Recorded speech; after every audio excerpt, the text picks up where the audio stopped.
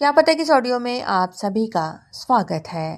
दोस्तों, आज जो मैं कहानी आपको सुनाने जा रही हूँ उसका शीर्षक है अष्टावक्र।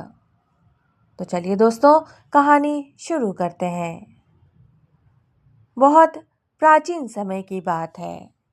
एक महान ऋषि थे, कहोड़। वे वेदों के बड़े विद्वान थे। उनकी पत्नी सुजाता भी धार्मिक और ज्ञानी स्त्री थीं। जब सुजाता गर्भवती थीं, तब कहोड़ ऋषि वेद पाठ किया करते थे।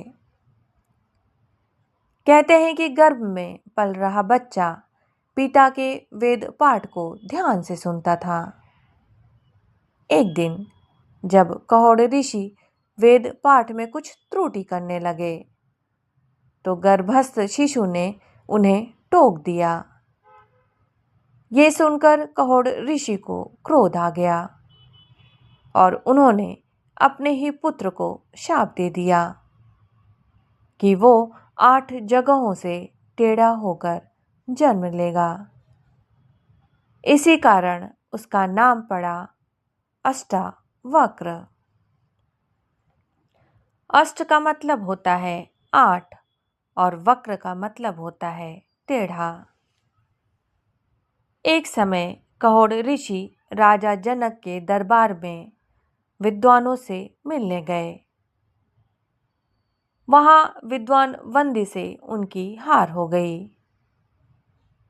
हारने पर कहोड़ ऋषि को समुद्र में डुबो दिया गया। जब अष्टावक्र बड़ा हुआ तो उसे अपने पिता के साथ हुए अन्याय का पता चला। वो केवल 12 वर्ष की आयु में राजा जनक के दरबार पहुंचा। उसके टेढ़े शरीर को देखकर दरबार के लोग हंसने लगे। अष्टावक्र ने कहा,